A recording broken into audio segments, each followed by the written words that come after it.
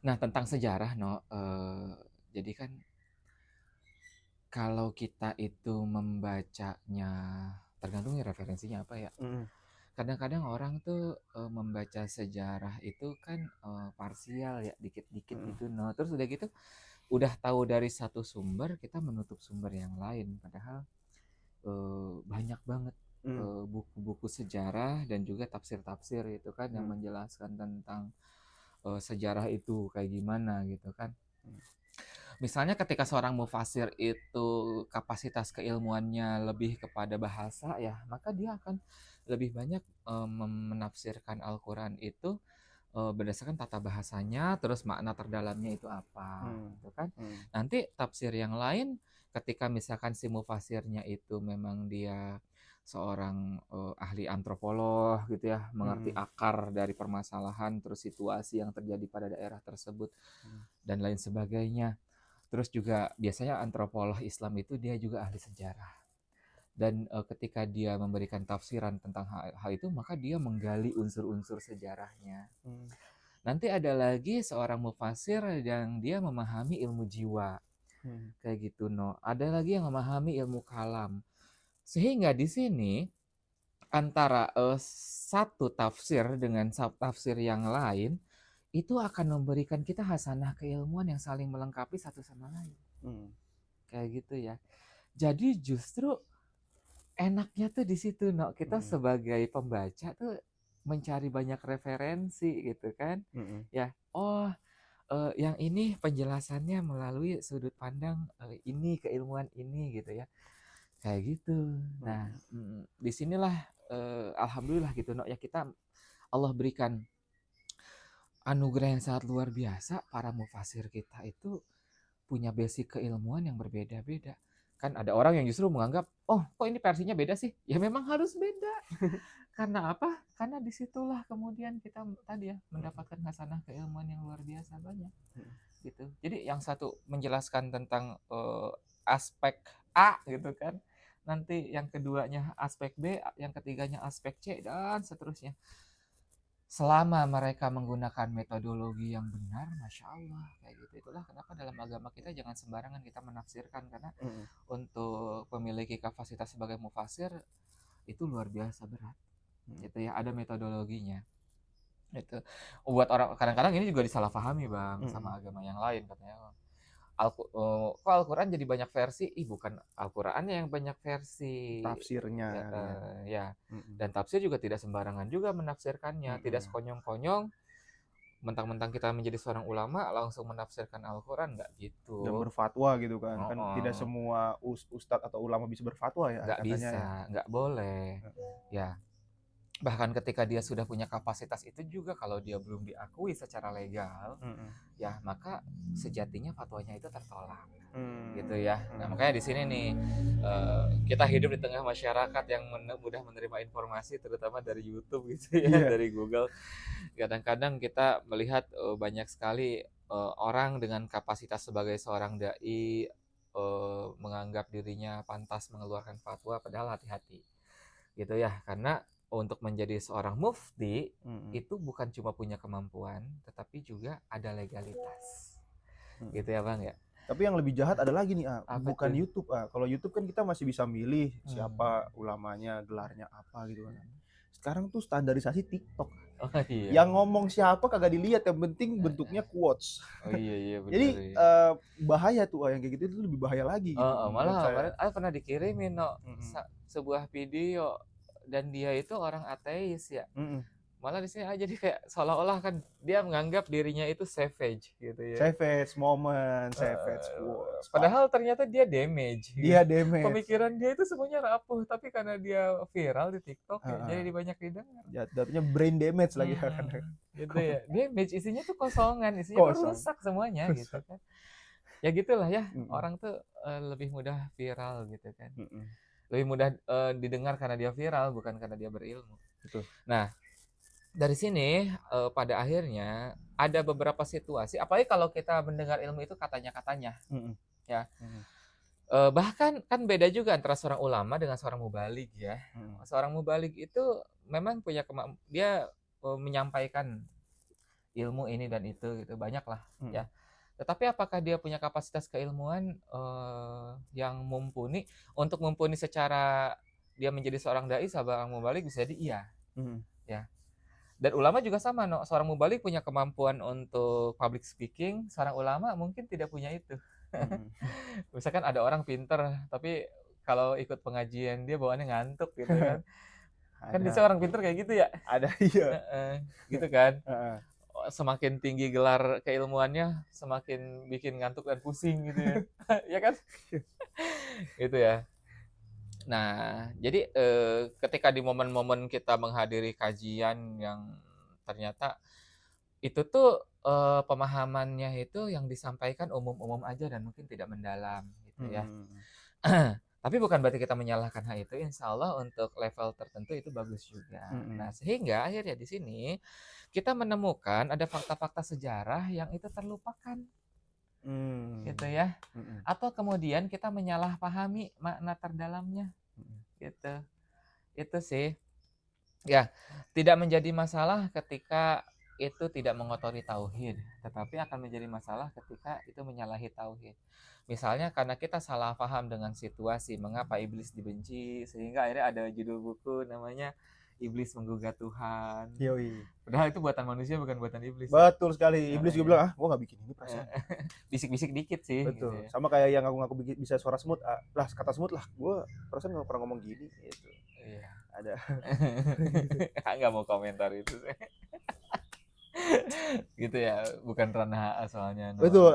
Tapi asih mungkin ya kalau ada kesempatan menasehati, jangan biarkan umat semakin bingung dengan kondisi. Ya. Dengan Islam yang murni saja banyak orang yang cukup sulit untuk memahami. Banyak pertikaian ya. Jangan ditambah-tambahin dengan bikin sesuatu yang tidak sesuai dengan akidah kita. Betul. Gitu ya. Betul. Tidak ada yang bisa bahasa semut selain Nabi Sulaiman dan itu mutlak. Mutlak ya, nggak ada. Bahkan Rasulullah pun tidak mengklaim dirinya mengerti bahasa binatang. Ya, bukan berarti tidak bisa, no. Bukan berarti tidak bisa. Tapi beliau tidak mengklaim. Tidak pernah ada klaim hal tersebut. Gitu ya. Oke, nah sekarang kita langsung nih menuju setelah kita pembukaannya kayak gitu ya. Nah, karena di sini banyak kesalahpahaman yang terjadi, itulah kenapa di sini kita bikin judulnya itu the false, and the fall. Gitu ya. Apa sih itu? Fall gitu. 3F ini apaan sih gitu kan? Iya kan. Jadi ada the false, sebuah kebohongan gitu kan ya. Sebuah kebohongan, false itu kan artinya salah, bohong, palsu, ya kan? Betul. Ya. Jadi false di sini artinya adalah sebuah kebohongan yang dimunculkan, atau di sini ada beberapa hal gitu ya. Pertama, kebohongan atau kepalsuan tentang nilai sejarah itu yang kita pahami. Karena iblis itu dia berusaha untuk dalam tanda kutip ya memperbaiki nama baiknya, kredibilitasnya agar apa? Agar dia bisa terus menggoda kita, sehingga melalui lidah anak buahnya, termasuk manusia juga, kan minal jinnati wanas ya, setan itu kan. Betul. Akhirnya mereka mencoba kayak kita berempati kepada iblis, gitu kan ya, gitu kan. Padahal dalam Al-Quran sudah dijelaskan bahwa iblis itu adalah musuh yang nyata. Iblis itu pure evil. Ya. Jadi sudah tidak bisa kita ragukan lagi. Kayak gitu. Cuma nanti kan ya itulah ada banyak hal. Dan melalui kisah ini kita akan belajar pure evil itu seperti apa. Terus tentang berikutnya lagi adalah dari kepalsuan yang dia buat, kebohongan yang dia buat untuk apa? Untuk memperdaya Nabi Adam. Kayak gitu. Jadi false-nya itu maksudnya ke situ.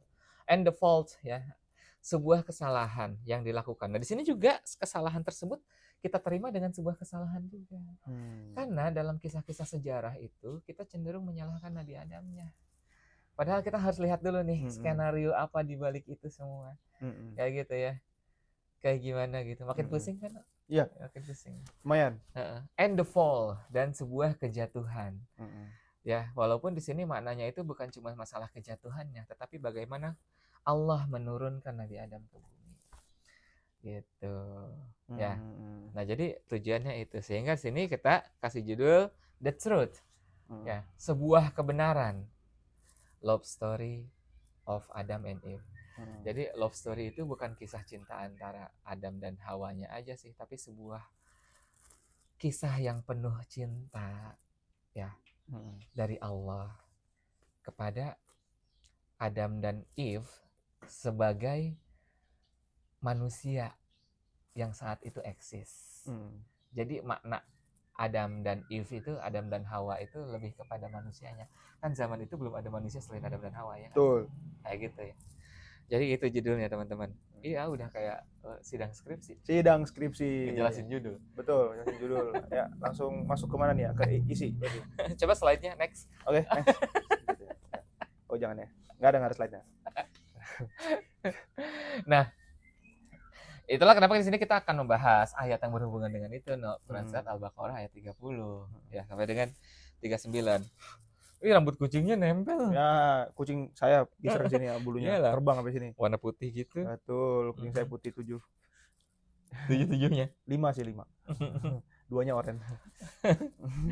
Gitu ya. Nah, ayat 30 ini, no, ini kita bacain ya. A'udzubillahi minasyaitonirrajim. Bismillahirrahmanirrahim. Wa idz qala rabbuka lil malaikati inni ja'ilun fil ardi khalifah. Qalu ataj'alu fiha may yufsidu fiha wa yasfikud dima. Wa nahnu nusabbihu bihamdika wa nuqaddisu lak.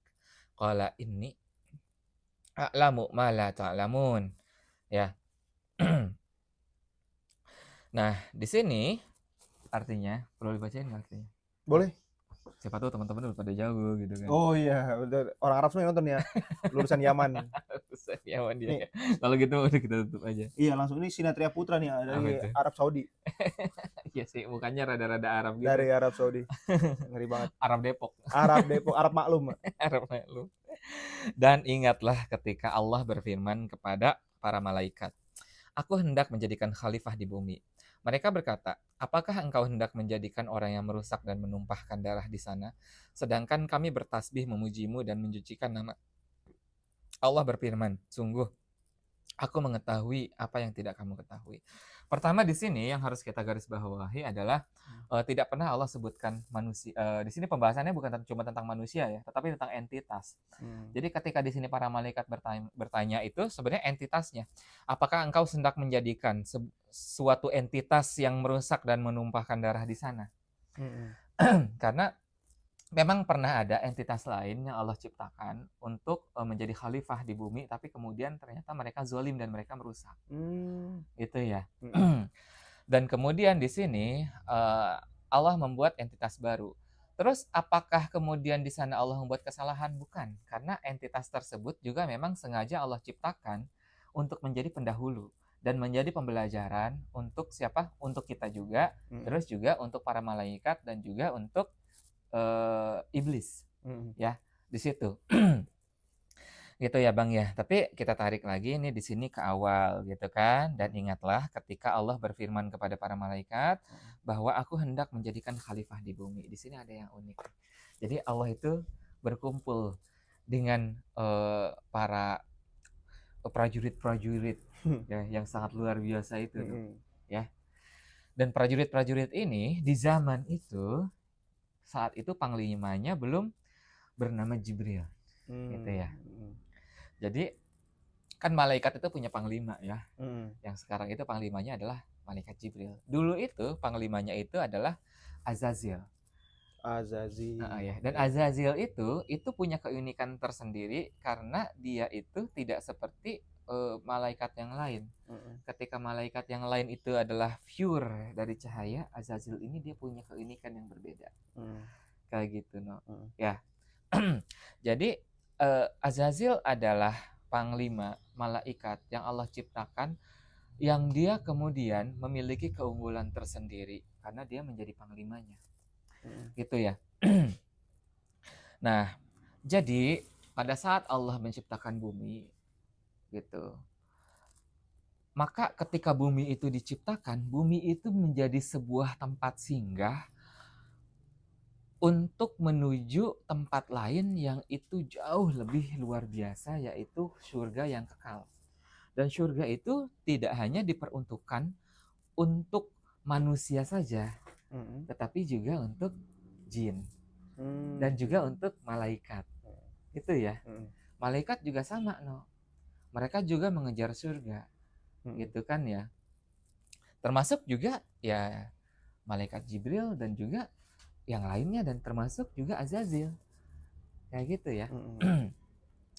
Nah, tetapi kemudian dunia, bumi itu menjadi tempat di mana manusia itu mendapatkan posisi tertingginya di akhirat kelak. Dan untuk menjadi itu, maka yang akan mendapatkan posisi tertinggi nanti, dia harus melewati serangkaian tes di mana di bumi dan menjadi khalifah.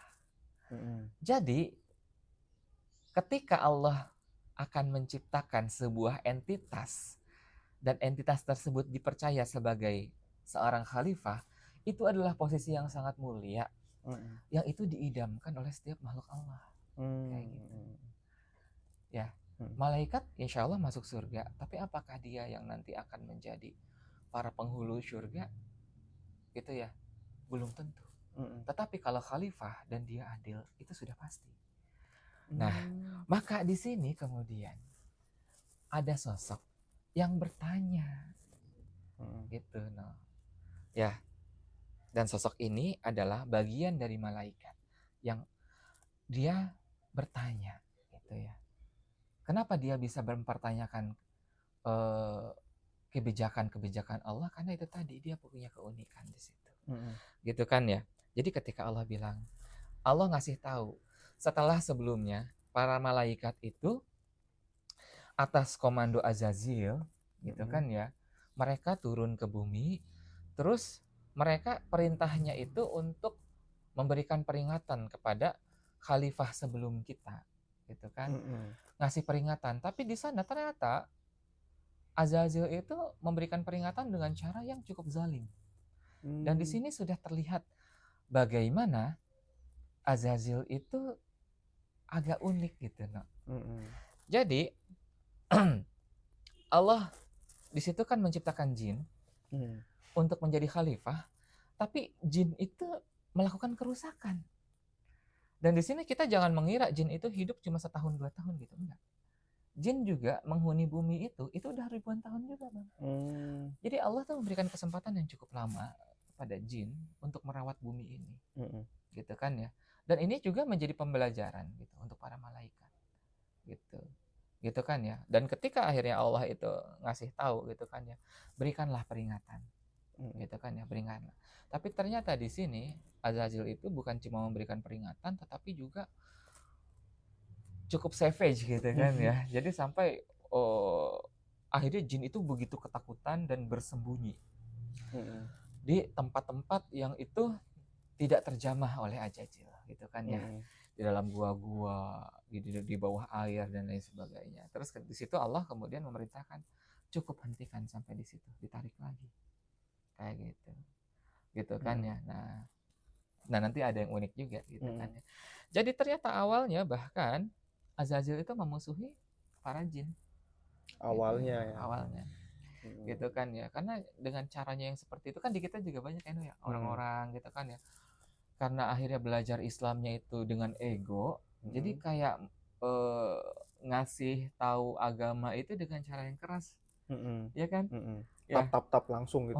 Jadi kayak Al-Quran itu turun sebagai hidayah, tapi melalui mulut kita yang zolim, Al-Quran itu justru menjadi musibah buat orang-orang tertentu, gitu kan ya? Yang salah Al-Quran bukan, yang salah orangnya. Memberlakukan Al-Quran seperti undang-undang. Betul, memperlakukan kalamullah dengan cara yang kasar, sehingga akhirnya orang tidak bisa menerima Al-Quran sebagai rahmat, sebagai hidayah dengan sebagaimana mestinya gitu. Terus yang salah Al-Qurannya bukan, yang salah orangnya. Betul. Nah seperti itu pula lah iblis pada saat itu. Udah langsung nyebut itu iblis. Iya. Padahal di sini masih Azazil. Masih malaikat ya. Akhirnya ketahuan juga bahwa Azazil itu nanti akan menjadi iblis. Baru 25 menit nih, udah nge-spill ya. Spoiler ini. Nah jadi di situ ada poin yang menarik di sana kan ya. Jadi ketika Allah di sini bilang gitu kan ya, bahwa sesungguhnya Allah akan menciptakan entitas baru yang dia akan menjadi khalifah. Di sini tuh kayak, kok gitu sih gitu kan ya.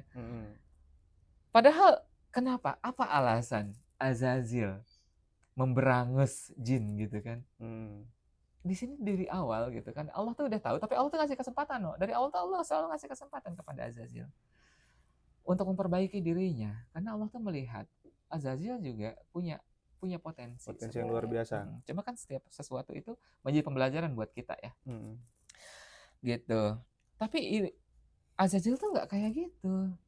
Dia tuh merasa dirinya yang terbaik, dan di situ ada keinginan bahwa kenapa nggak gue aja sih yang jadi khalifah, itu poinnya. Gitu. Kayak di sini kan kemudian Azazil bilang, ya, apa engkau hendak menjadikan entitas yang merusak dan menumpahkan darah di sana itu, sedangkan kami bertasbih memujimu dan menyucikan namamu. Gue nih yang paling loyal, Sadis. Iya. yang selalu menyucikan nama engkau, gitu kan ya, yang selalu memuji engkau. Padahal kemudian di situ aktivitas mereka berzikir itu bukan karena mereka murni berzikir, tapi karena menjilat. Supaya apa? Supaya pengen menjadi khalifah. Nah di situ sudah mulai muncul benih-benih hasadnya itu, no. Kayak gitu. Itulah kenapa Allah tuh hanya menyuruh untuk mengkondisikan, tapi yang mereka lakukan adalah diberangus semuanya. Berlebihan kah? Berlebihan. Nah di sini sudah mulai terlihat tuh benih-benih itu, sehingga ketika Allah menciptakan entitas yang baru, nambah lagi kebenciannya, gitu kan ya, nambah lagi. Jadi dari awal, nah di sini pertanyaan berikutnya, ketika Allah berdiskusi dengan para malaikat, kira-kira Nabi Adamnya sudah ada apa belum? Belum ya, belum ada kan? Belum. Nah di sini poinnya yang menarik. Nah nanti akan kita tarik nanti pas di akhir. Bahkan ketika Nabi Adamnya belum ada pun, kebencian Azazil kepada entitas baru ini sudah muncul. Jadi kebencian Azazil itu kepada Nabi Adam bukan muncul pada saat disuruh sujud, bahkan jauh sebelum itu, gitu, no. Sehingga di sini kan ya, karena Allah tahu isi hati Azazil, Allah akhirnya bilang begini, gitu kan ya, sungguh aku lebih mengetahui ya apa yang tidak kamu ketahui. Jadi di sini bukan cuma tentang bagaimana Nabi Adam itu akan menjadi khalifah, dan juga bukan tentang bagaimana ketika manusia menjadi khalifah dan manusia melakukan kerusakan, bukan.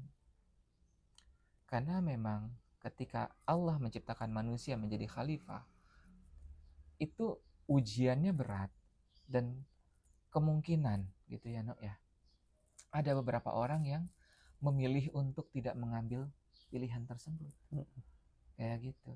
Dari sekian banyak orang yang paham bahwa dirinya menjadi khalifah, sedikit orang yang menempatkan dirinya sebagai khalifah. Kayak gitu kan ya. Jadi urusan gagal atau tidaknya itu bukan poin, tetapi proses gitu kan ya. Allah selalu menghargai setiap proses, termasuk kepada Azazil ini. Kayak gitu. Nah, ketika pun pada akhirnya di sini ya, pada ayat yang berikutnya gitu, no, ya, ayat ke-31. Ya, ketika Allah sudah menciptakan Nabi Adam gitu kan ya.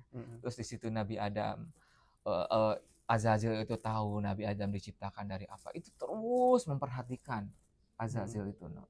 Dan mencari celah buruknya selalu. Seperti halnya netizen yang hasad gitu kan. Mantap. Segala apapun kebaikan yang ada pada diri Nabi Adam, bukan poin itu yang ingin dia tangkap. Gitu. Tapi yang ingin dia tangkap itu segalanya akan selalu diambil sisi buruknya. Buat netizen yang kayak gitu setara Azazil dia berarti ya. Iya. Dan bisikan-bisikannya sih. Betul. Ya gitu ya. Ya. Dan ketika pun Allah sudah menunjukkan keunggulan-keunggulannya itu. Ya, jadi di sini Allah memberikan kemampuan kepada Nabi Adam, yaitu kemampuan memiliki jiwa yang dipenuhi dengan 3 potensi. Potensi akal, potensi hati, dan potensi hawa nafsu. Jadi jiwanya itu lengkap. Dan itu pun masih, nggak bisa kata aja itu ya. Terus juga di sini karena manusia diberikan potensi akal, ya, potensi hati dan juga hawa nafsu, manusia diberikan kemampuan untuk mengidentifikasi, gitu ya, kemampuan logika dan kemampuan untuk logika mencerna dan akhirnya memberikan definisi. Sehingga di sini di dalam ayat 31 itu, ketika Allah bertanya tentang benda tersebut, Nabi Adam itu punya kemampuan bisa ngasih tahu benda itu apa. Karena Nabi Adam punya kemampuan mengidentifikasi. Nah, iblis mah tidak, jin juga nggak tahu. nggak tahu. Gitu ya. Itulah kenapa manusia mah punya kemampuan develop, berkembang. Iblis mah enggak. Dari ribuan tahun, jutaan tahun yang lalu sampai dengan sekarang, iblis mah gitu-gitu aja. Gitu kan ya. Ya, jin mah gitu-gitu aja. Gitu. Jadi kalau ada orang yang menganggap jin atau iblis lebih hebat daripada manusia, di sini aja secara tauhid itu sudah salah. Secara tauhid itu salah. Ya kan ya? Betul. Kalau memang mereka punya kemampuan seperti kapal terbang dan lain sebagainya, harusnya mereka yang sudah hidup ribuan tahun dan umur panjang, pasti lebih hebat daripada kita dong. Betul. Gitu kan. Ya itu kan karena kita tidak masuk ke alam mereka aja, gitu kan ya? Ya enggak gitu juga. Karena kalaupun kita bisa masuk ke sono gitu ya, aslinya itu tidak seperti apa yang dibayangkan. Gitu. Kebanyakan manusia mendefinisikan alam jin itu bukan dari wahyu, karena Al-Qur'an tidak berbicara hal itu. Tetapi mendefinisikannya pakai apa coba? Pakai inspirasi yang mereka dapat sendiri dari, mohon maaf, agak kasar nih, dari kebodohan mereka. Supaya apa? Supaya kita tunduk pada iblis dan jin, menganggap mereka lebih hebat daripada kita. Padahal di sini aja kita sudah bisa melihat Allah membuat kita jauh lebih mulia daripada mereka. Dan mereka tidak punya kemampuan mengidentifikasi dan lain sebagainya. Dari zaman dulu sampai dengan sekarang, ada banyak manusia yang sukses menjadi orang soleh. Artinya, walaupun mereka hidup ribuan tahun, mereka tuh nggak hebat-hebat amat. Karena ketika kita melawan, mereka gagal. Ya kan? Kayak gitu. Itu ya. Dan di sini kadang-kadang itu sih. Kita tuh tauhid kita kurang kuat sehingga menganggap mereka tuh lebih hebat. Kita dengan mendengar ada suara cekikikan aja kita udah takut gitu ya. Padahal makan ya biasa aja gitu kan. Ya dia malah ketawa aja ya. Malah nonton OVJ kayak apa. Ya sejatinya manusia lebih menyeramkan gitu ya. Aduh, dia lagi. Aduh. Gitu ya. Nah, bahkan ketika pun sudah dikasih tahu itu ya. Sudah dikasih tahu bahwa manusia itu punya keunggulan-keunggulan, dia terus berdalih dan berdebat. Ya, ketika antum ngasih tahu, terus orang itu terus mendebat, bete juga kan ya? Iya. Kayak gitu. Tapi di sini Allah mah enggak gitu, Allah masih ngasih kesempatan, itu kan ya? Karena terus mendebat, akhirnya Allah tuh nyuruh, maka sujudlah, gitu kan ya? Untuk apa? Sujud di sini untuk menurunkan ego, mengakui, gitu ya. Dan dengan cara itu, maka pertaubatan dia akan diterima. Gitu kan ya. Di sini malaikat-malaikat yang lain yang mereka tidak punya hawa nafsu yang gimana-gimana, langsung tunduk kepada perintah Allah, kecuali malaikat yang satu itu. Itu kan ya, yang bilang bahwa sungguhnya saya lebih mulia, saya diciptakan dari api, dia dari tanah. Padahal dari kapan ada keterangan bahwa sungguhnya api lebih mulia dari tanah? Ya enggak? Dalam posisi yang sama gitu kan ya. Api ketika ditimbun tanah kan mati juga. Di pom bensin tuh pasir tanah yang disediakan di dalam drum. Unsur tanah kan. Betul. Ya mohon maaf kayak gitu ya. In the first place gitu ya. Lu tuh udah kalah gitu. Iya. Gitu kan ya. Jadi ya kayak gitu. Tapi kan di sini yang ininya tuh ego yang berbicara ya. Gengsi, gengsi. Gitu kan ya. Nah, itu tadi keinginan iblis untuk benar-benar mendapatkan posisi tertinggi. Sehingga kemudian di situ Allah ngasih kesempatan, tapi kesempatan itu digunakan oleh iblis untuk apa? Meminta satu permintaan. Gitu, yang ini benar-benar sebuah kezaliman. Bahasa kasarnya tuh membuktikan bahwa Allah yang salah. Sehingga ketika dia selesai menantang manusia, dia menantang Robnya. Gitu kan ya. Wahai Allah, mohon maaf bahasa mungkin kurang bagus. Engkau tuh salah. Gitu kan ya. Dan aku akan membuktikan itu. Dan aku akan menggoda manusia. Gitu kan ya. Seperti itu. Dan dia minta untuk dibuat kekal. Menggoda anak Adam sampai dengan kiamat. Kayak gitu. Gitu kan ya. Jadi di sini kita benar-benar melihat betapa murninya Mm-mm. kejahatannya itu ya. Mm. Karena di situ justru dialah yang menggugat Tuhan gitu ya. Mm-mm. Dan inilah yang tidak dipahami oleh orang-orang yang membela iblis itu. Dari awal itu Allah tuh penuh dengan kasih sayang, memberikan kesempatan demi kesempatan demi kesempatan. Mm-mm. Terus menerus. Sehingga akhirnya untuk menjaga diri kita agar melihat, karena sosok Azazil itu adalah sosok yang sangat indah, maka agar kita tidak tertipu, ya Allah mengubah tampilan iblis menjadi seburuk-buruknya rupa. Gitu. Supaya apa? Supaya kita manusia tahu secara bentuk saja iblis itu manifestasi keburukan. Jadi udah jangan tergoda dengan itu. Gitu ya.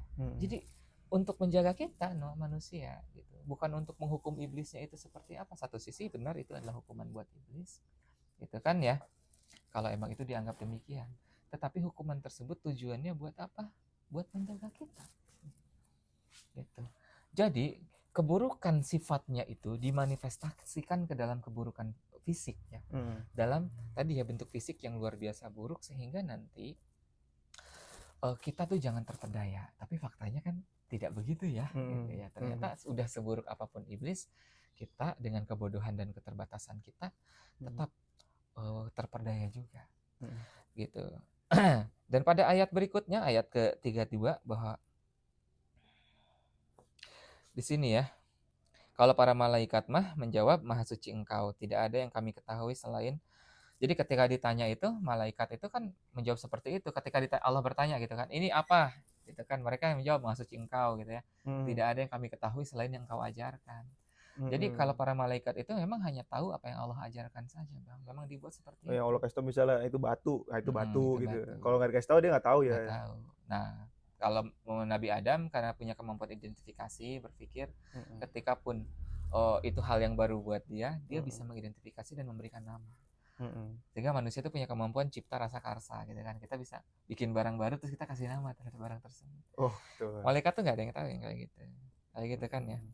Terus ayat ketiga-empatnya gitu kan, dia ngasih tahu gitu, Allah nyuruh mereka untuk bersujud, yang lain mah sujud gitu ya, tapi iblis mah tidak mau. Saat itu belum jadi iblis, tapi di sini sudah langsung Allah pisahkan. Kayak gitu ya. Di sini konteks bersujudnya ini sama Nabi Adam berarti ya, bukan sama Allah ya. Karena itu tadi lebih kepada menurunkan ego mereka. Karena di sini itu iblis itu masih terus menggoda anak-anak buahnya itu untuk mengikuti dia. Dan ada yang geser? Enggak. Di situ tidak ada yang geser, hanya dia saja. Itulah kenapa di sini akhirnya iblis ketika terusir dari surga gitu kan, dia langsung mengumpulkan para jin untuk menjadi anak buahnya. Oh, jadi jin. Dan di sini hubungan antara iblis dengan jin itu hubungan, bukan hubungan antara panglima dengan prajurit, tetapi hubungan antara hubungan ketakutan yang diciptakan. Oh, karena jin takut sama. Dan iblis itu tidak sungkan untuk membunuh jin. Gitu. Sampai detik ini itu berarti jin itu jin dalam tanda kutip jin jahat itu berarti dia ini ya. Begitu. Jadi takut ya. Ketaatan yang dibangun itu bukan karena rasa kasih sayang ya. Tapi karena takut. Karena ketakutan. Karena sebenarnya begitu zolimnya iblis itu. Kayak gitu. Penggambarannya ya, dalam sebuah riwayat dikisahkan demikian. Jadi bahkan ketika iblis punya anak-anak gitu ya, bukan lagi anak buah atau apa, dan anaknya tersebut tidak memenuhi standar perintah yang diinginkan oleh iblis, itu langsung dihanguskan gitu. Sampai detik ini kayak gitu gak? Gitu. Kalau menurut keterangannya, menurut hadisnya seperti itu. Jadi memang yang dibuat itu seperti itu. Itulah kenapa iblis itu pure evil gitu ya. Nah, gitu. Dia itu musuh yang nyata buat kita. Gitu. Ya. Dan kemudian di sini Adam masih berada di surga. Ya. Allah menciptakan Adam, di sini Allah ngasih tahu, dan tinggallah kamu di surga, disuruh menikmati ini dan itu. Gitu ya, kecuali memakan buah khuldi. Kayak gitu. Dan di sini Adam diciptakan di surga itu untuk apa? Karena Adam itu masih sosok yang baru, bahasa kitanya amatir. Jadi masih perlu untuk tumbuh dan berkembang. Walaupun pintar, dia harus bisa untuk bertahan. Karena menjadi khalifah di bumi itu perkara yang berat. Dan diturunkannya itu akan dipenuhi dengan ujian. Gitu kan ya. Bukan buat Adamnya doang, tetapi nanti buat anak-anaknya juga. Gitu. Kalau buat Adamnya aja mungkin cukup ya, Bang. Karena sebagai seorang nabi langsung bertemu dengan Allah itu akan memiliki kapasitas iman yang luar biasa yang tidak bisa dijangkau oleh kita. Yang tidak melihat sama sekali.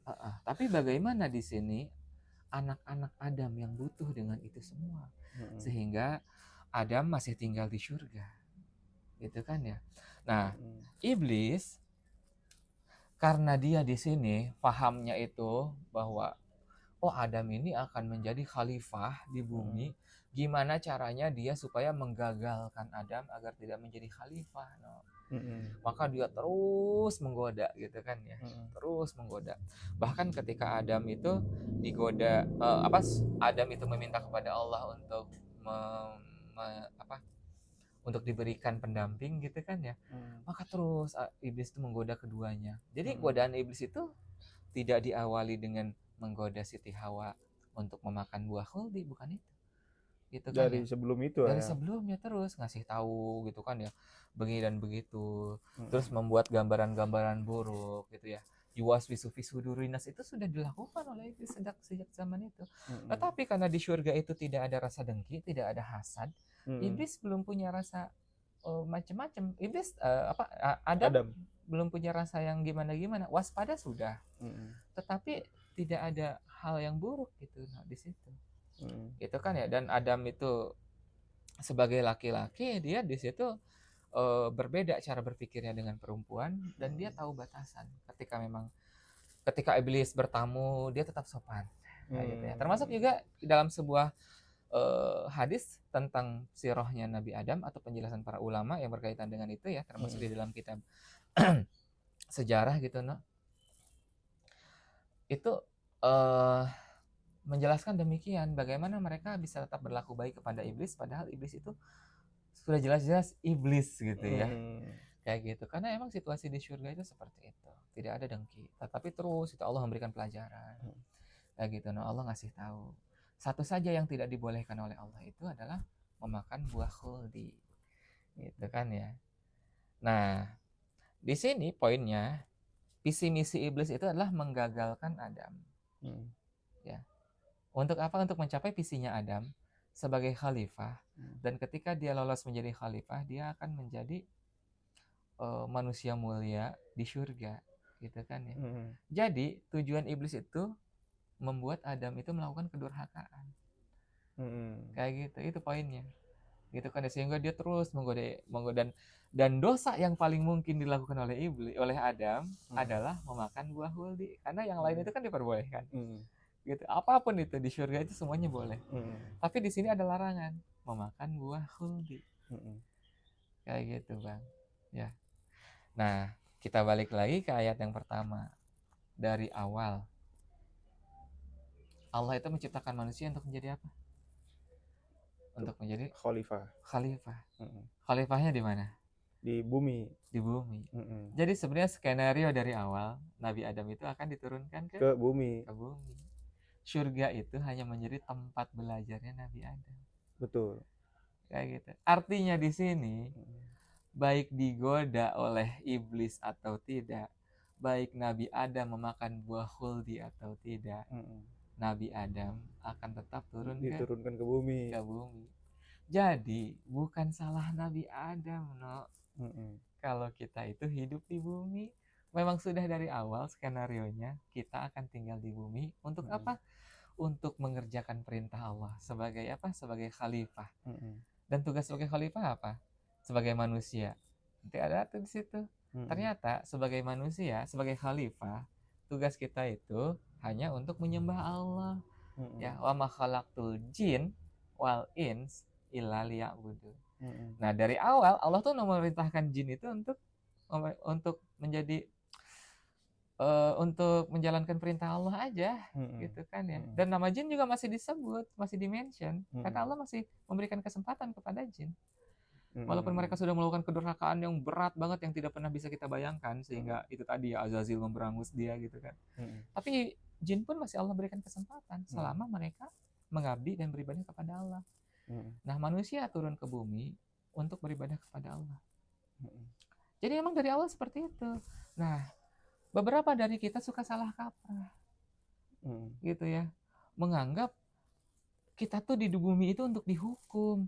Di mana ceritanya kita di bumi dihukum? Baca lagi ayat ini. Dari awal sampai akhir, nggak ada tulisannya. Dan Allah menurunkan Nabi Adam ke bumi karena dihukum. Gitu nggak ada. Gitu kan ya.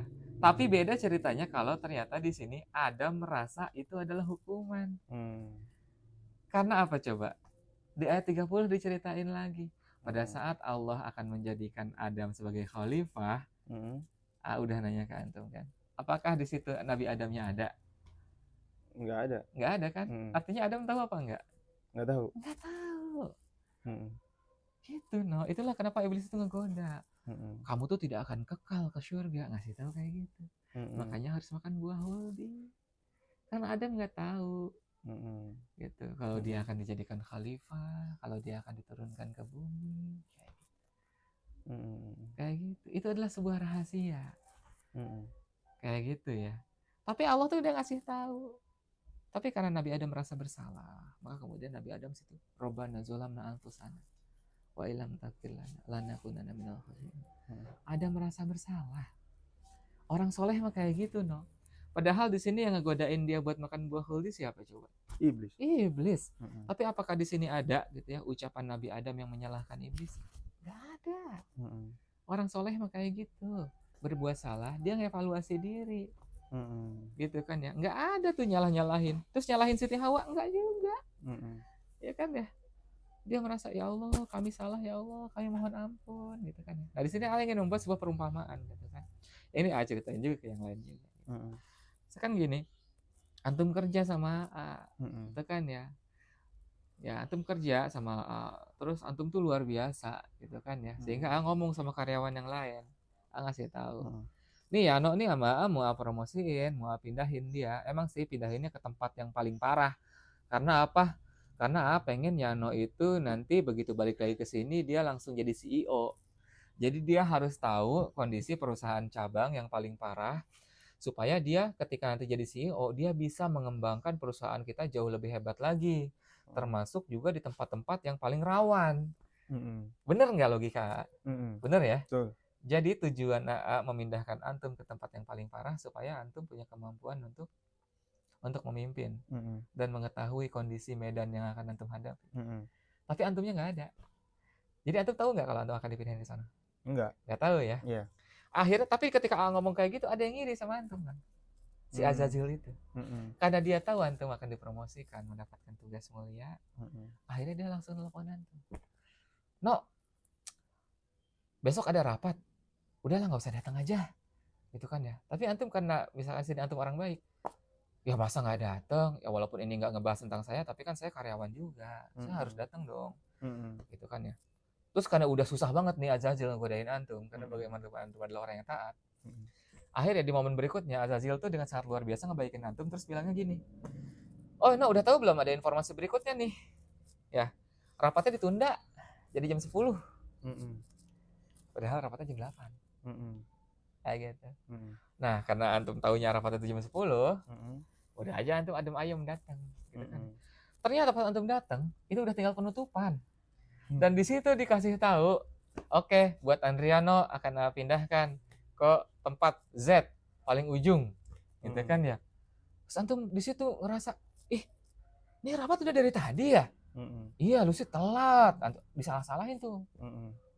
Kira-kira dalam kondisi kayak gitu, kalau orang baik disalah-salahin, merasa bersalah nggak? Bisa bersalah. Merasa bersalah banget kan? Iya. Apalagi ketika di situ nyebutin, antum dapat tempat yang paling buruk. Nambah merasa bersalah dong. Iya. Gitu. Tapi kita mengambil itu sebagai sebuah konsekuensi untuk menebus kesalahan. Padahal emang dari awal itu emang akan menempatkan antum di tempat Z. Gitu bang. Bukan karena antum buruk, justru karena antum terbaik. Kayak gitu. Sehingga nanti ketika dipanggil lagi, antum menjadi orang paling hebat di surga gitu. Jadi ketika nanti Nabi Adam dipanggil lagi, dia akan menjadi orang yang mendapatkan posisi paling mulia di atas siapapun. Tapi karena Nabi Adam itu orang baik, maka dia mengambil tanggung jawab itu, no. Sehingga doa yang dia sampaikan adalah Robbana zolamna anfusana. Kayak gitu. Dan Allah membiarkan itu. Karena Allah melihat ini potensi yang bagus. Karena memang manusia itu ya akan berkembang ketika dia berada dalam situasi yang seperti itu. Karena Allah mah tidak seperti manusia. Manusia mah kalau sayang sama orang cenderung memanjakan. Tapi Allah mah sayang sama kita justru ngasih ujian. Gitu kan ya. Supaya apa? Supaya kita terus bangkit dan kuat. Karena memanjakan itu bukan membuat kita hebat, tetapi justru membuat kita lemah. Kayak gitu, no. Jadi Allah menjadikan seperti itu, dan ditambah lagi kemudian memang sudah sejak awal juga skenario akan dibuat seperti itu, no.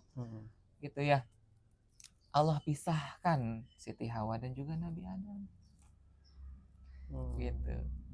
Dengan tujuan untuk apa? Allah pertemukan kembali di Jabal Rahmah. Kayak gitu. Jadi memang dari awal tuh seperti itu. Artinya di sini iblis itu tidak pernah punya peranan penting apapun, sedikit pun. Karena mau dia ngegodain Nabi Adam atau tidak, itu kan ya. Itu tuh Nabi Adam akan tetap turun. Gitu. Dan kalaupun iblis tidak menggoda gitu, tapi emang skenario itu dimunculkan. Satu sisi kenapa Allah mengizinkan? Ya. Karena di sini juga agar kita tuh manusia melihat sesungguhnya godaan iblis itu demikian nyata. Bahkan seorang nabi dan bahkan ketika pun di surga kita masih akan tetap bisa digoda oleh iblis. Apalagi di dunia. Apalagi ya, cuman di kamarmu. Apalagi cuman di rumahmu ya. Kayak gitu. Nah, jangan sampai kita di sini salah juga nanti tergoda. Kita selalu ngambil sudut pandang kayak ngebelain iblisnya aja terus. Segala macam bukti-bukti bahwa ternyata iblis itu sejahat itu tuh sama kita tampik aja. Karena apa? Karena kita berpikir dengan hawa nafsu. Gitu kan ya. Tetapi kalau kita berpikir sebagaimana mestinya, kita akan merasa, oh ya Allah, nenek moyang gue nih itu luar biasa digodanya gitu kan ya. Yang udah baiknya luar biasa juga digodanya tuh luar biasa juga. Kayak gitu. Terus mereka itu ya itu pure evil. Nah, jadi ini yang kemudian perlu kita pahami, karena beberapa orang tuh menyalahpahami sejarah ini. Mereka melihat sudut pandang yang sesuka mereka gitu kan. Ya ujung-ujungnya kayak tadi gitu kan ya, menyalahkan Nabi Adam, membenarkan iblis. Nih kita kalau nggak ada iblis mah nih nggak akan ada di sini nih. Nggak gitu. Gitu kan ya. Baca lagi Qurannya gitu kan. Ya nggak? Ya. Jadi seperti itu, no. Berarti memang si Azazil ini sebenarnya udah dikasih kesempatan tuh. Tadi selalu kan dikasih kesempatan. Dia dikasih kesempatan ke bumi untuk memberitahukan kepada jin untuk dalam tanda kutip menertibkan mereka yang membuat kerusakan di bumi. Di sini konotasinya jin sebagai entitas sebelum manusia kan. Betul. Dan di situ sebenarnya menertibkan itu bukan berarti membantah ya, karena memang Allah tuh akan tetap menciptakan manusia. Ya, kita hidup pada dimensi padat, jin hidup pada dimensi maya. Gitu kan ya. Dan akan tetap keluar ayat di mana Allah akan menciptakan jin dan manusia untuk apa? Untuk menghamba. Jadi nggak perlu diperangi seperti itu pun. Perlu dibantai. Jadi ketika pun jin itu ada di situ eksis, itu Allah akan tetap menciptakan manusia. Betul. Dan hidup harmonis seperti ini karena memang kita ada pada dimensi yang berbeda. Kayak gitu. Jadi memang itu tadi balik lagi ya, berarti memang si Azazil ini sudah diberikan kesempatan juga ke bumi dan dia tidak menunjukkan dirinya sebagai panglima yang baik gitu kan. Apalagi kalau dia ditunjuk sebagai, kan kalau panglima berarti kan bukan khalifah ya, masih panglima gitu ya. Jadi panglima aja juga dia nggak baik, apalagi kalau dia jadi khalifah gitu kan. Nah, gitu. Mungkin ketika sudut pandang saya sebagai manusia melihatnya jadi seperti itu gitu kan. Nah, ya Allah mungkin melihatnya emang kocak nih orang gitu, kocak nih entitas gitu kan. Betul. Gitu. Karena emang di kita juga kita akan menghadapi orang-orang yang seperti itu, no. Ketika dikasih amanah itu dia memang dia seolah-olah terkesan ingin memberikan yang terbaik, tetapi dia menyalahi aturan itu, gitu kan ya. Kita misalnya, misalkan coba gini, no ambilin air hangat dong, gitu kan ya, karena emang apa, pengennya air hangat, tapi bening, gitu kan ya. Iya, Ya nggak, airnya air bening, tapi betul. nggak ada maksud apa-apa sih, tapi kayaknya boleh juga nih kalau AA tuh dikasihnya kopi gitu kan, hangat. Sebetulnya itu bukan permintaan AA. Betul. Dan pada akhirnya karena AA bukan orang yang biasa minum kopi tidak pada tempatnya gitu kan, lah kok gini sih? Tapi udahlah maafin aja. Tapi apakah AA akan menyukai itu? Kan belum tentu. Hati AA menolak ya. Iya. AA menerima bukan karena AA suka, tapi karena AA menghargai antum aja. Gitu. Dan di sini antum juga harus paham gitu kan. Antum menjadi orang kepercayaan AA bukan berarti antum dimanjain sama AA. Dan justru AA menginginkan yang terbaik gitu kan sebenarnya. Cuma Azazil ini memilih untuk nggak kayak gitu kan ya. Ini gue orang nomor 1 nih. Dia malah justru mendiskreditkan entitas yang lain. Kayak gitu ya. Iya. Gitu ya. Oke, di situ ya semoga teman-teman nangkep poinnya ya, bahwa ternyata sejarah itu demikian. Dan ini yang kadang disalahpahami gitu oleh kita gitu ya. Dan itu tadi seolah-olah iblis punya peranan yang sangat penting, padahal demi Allah tidak. Kayak gitu. Ya. Allah alam bisawab.